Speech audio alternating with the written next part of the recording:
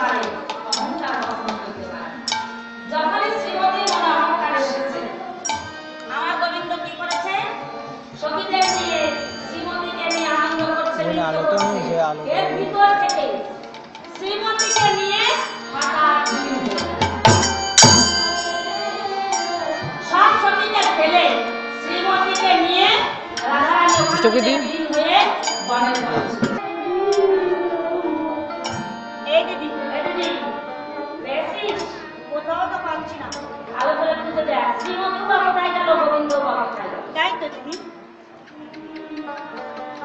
দেখি এই দিদি শ্রীমতী এভাবে পড়ে আছে কেন? এই শ্রীমতী, এর ভিতরে কি হয়েছে?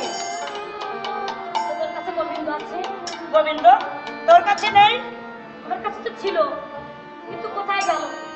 তোর কাছে ছিল না? আমার কাছে তো ছিল। তোর কাছে ছিল না? তোর কাছে ছিল না? আমার কাছেও তো ছিল। কোথায় গেল বলি? ওর কাছেও তো ছিল। হ্যাঁ, আমার কাছেও তো ছিল, কিন্তু কোথায় চলে গেছে? চলে গেছে। তুই একমাত্র বলতে পারে গোবিন্দ কেন আমাদের ছেড়ে চলে গেল। এত কেঁদে কেঁদে সেদে সেদে ডেকে ডেকে গোবিন্দকে কাছে পেয়েছি, আবার হারিয়ে গেল। তুই বলতে পারিস গোবিন্দ কোথায়? আমার গোবিন্দ যখন তোদের সবাইকে আমার মনে এসেছিল অহংকার। আমি ভেবেছিলাম গোবিন্দ বুঝি আমার একা। আমি জানতাম না গোবিন্দ ভক্তের গোবিন্দ আমার একা নয়। তুই জানিস না গোবিন্দকে যেভাবে ডাকে রাসমঞ্চে ছুটে এসেছে। এবার শ্রীমতীকে নিয়ে রাসমঞ্চে ছুটে এসেছে। এবার সব সখী এই বৃন্দাবন ভিক্ষা করে এনে তারপর তোদের যুগল চরণ পূজা ছোটটা আজ আসুন আমরা টাকা দিচ্ছে না যুগল চরণ দর্শন করেছি, যুগল মিলন দর্শন করেছি। আজ আসুন আমরা যেটা পারি কিছু কিছু দিয়ে রাধাকৃষ্ণের চরণ পূজা। তবে এই অর্থ আপনাদের বিফলে যাবে না। কৃষ্ণ ধ্যানে জ্ঞানে যে অর্থ আপনারা দান করবেন, এই দান আপনাদের শেষের দিনে গোবিন্দ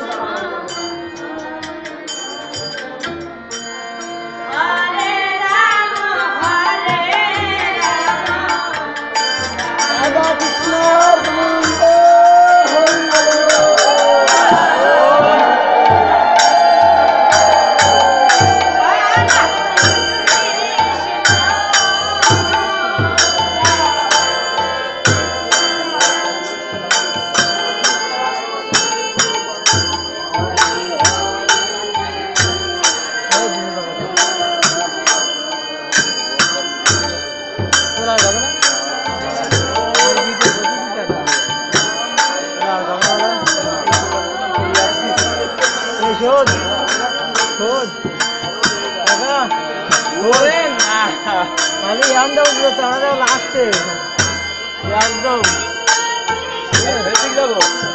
এই তো আমি নেই জীবন মিলে নিয়ে যাবো না।